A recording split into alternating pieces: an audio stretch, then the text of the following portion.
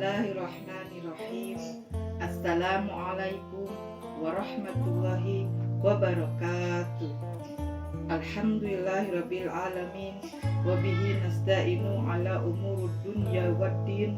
Wassalatu wassalamu ala asrofil anbiya'i wa mursalin wa ala alihi wa sahbihi ajma'in.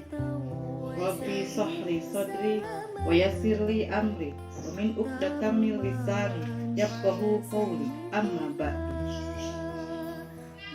Puji dan syukur kita panjatkan kehadirat Allah Subhanahu wa ta'ala yang mana telah mencurah limpahkan rahmatnya kepada kita semua. Salawat serta salam kita curahkan kepada junjungan Nabi Muhammad Sallallahu Alaihi Wasallam, kepada keluarganya, kepada para tabi'in, para sahabat, dan mudah-mudahan syafaatnya sampai kepada kita semua. Amin ya robbal alamin. Ayah bunda yang ada di rumah dan anak-anakku yang ibu banggakan, zikir merupakan salah satu cara untuk mengingat dan mendekatkan diri kepada Allah Subhanahu wa ta'ala. Ada banyak zikir yang bisa kita ucapkan. Salah satunya adalah kalimat thayyibah.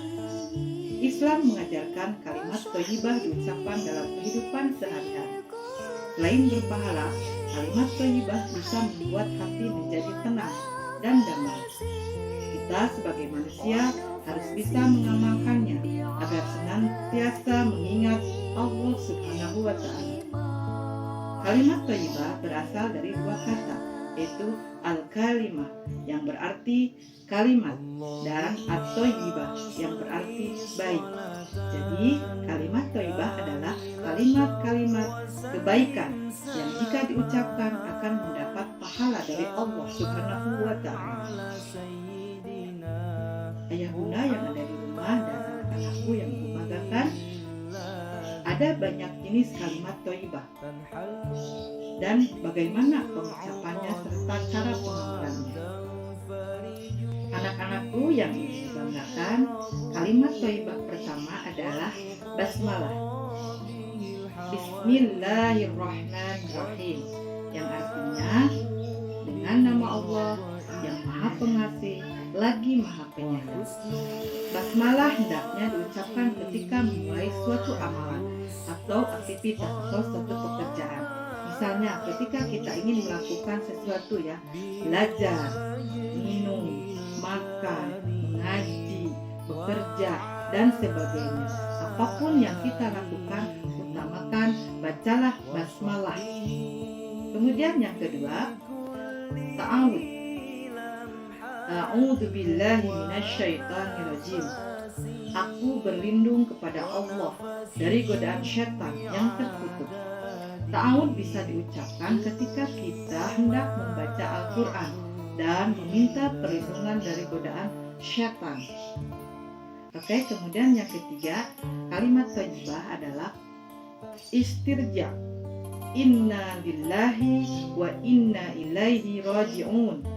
Artinya, sesungguhnya kita ini milik Allah dan sesungguhnya kita kembali kepada Allah. Istirja diucapkan ketika mengalami musibah atau ketika mendengar kabar duka atau ada seseorang yang meninggal dunia. Dan yang keempat adalah subhanallah, tasbih. Subhanallah artinya maha suci Allah. Tasbih diucapkan ketika heran terhadap sesuatu sikap atau ketika melihat dan mendengar sesuatu yang tidak pantas bagi Allah Subhanahu wa ta'ala. Namun boleh juga diucapkan ketika kagum dan takjub. Kemudian yang kelima, kalimat thayyibah yang harus diucapkan dalam kehidupan sehari-hari adalah alhamdulillah atau tahmid. Alhamdulillahirabbil alamin.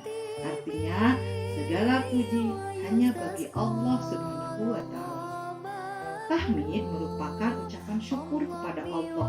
Kalimat ini diucapkan ketika kita mendapat nikmat yang luar biasa, mendapatkan rezeki dan hal-hal yang disukai atau selamat dari suatu musibah. Kemudian yang keenam, kalimat thayyibah yang harus diucapkan dalam kehidupan sehari-hari kali adalah takbir. Allahu Akbar. Allah Maha Besar. Takbir diucapkan ketika melihat tanda kebesaran Allah dan keagungan Allah Subhanahu wa Ta'ala. Jadi takbir, tahmid, dan tasbih biasanya kita ucapkan atau kita bacakan setelah sholat sunat atau sholat wajib.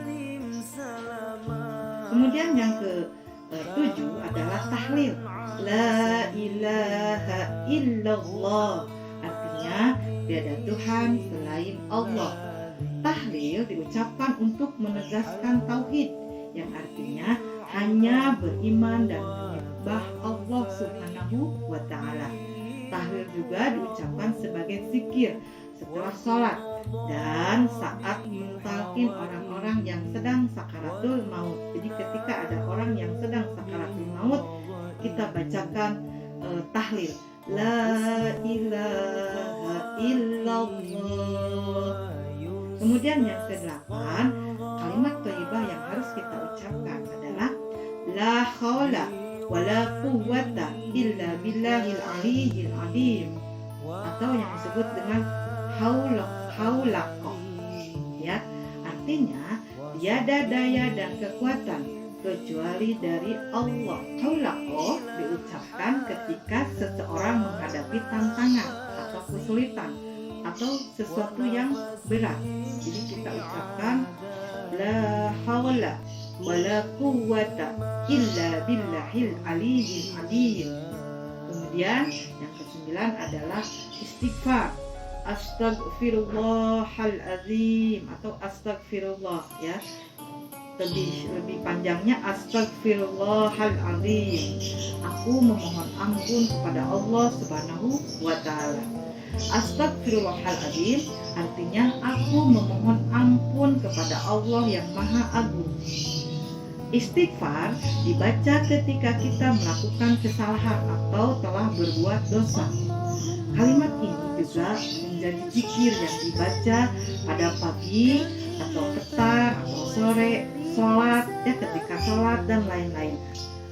Selanjutnya yang terakhir adalah salam.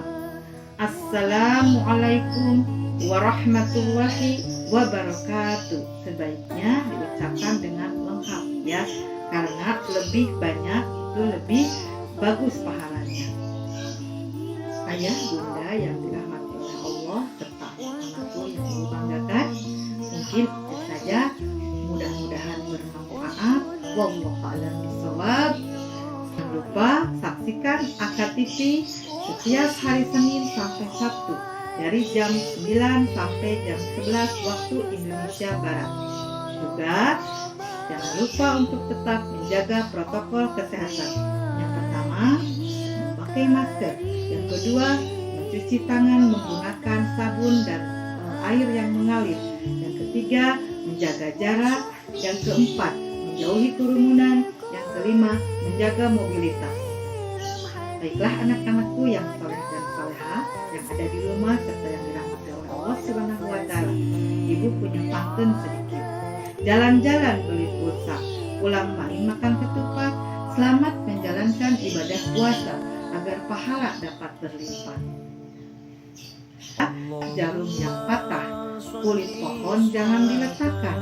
Jika ada kata yang salah, mohon untuk dimaafkan. Terima kasih anak-anakku yang ada di rumah. Tetap jaga kesehatan, tetap semangat. Sekali lagi mohon maaf apabila ada salah-salah kata dalam berucap, dan mohon maaf apabila ada kekurangan. Wassalamualaikum warahmatullahi wabarakatuh.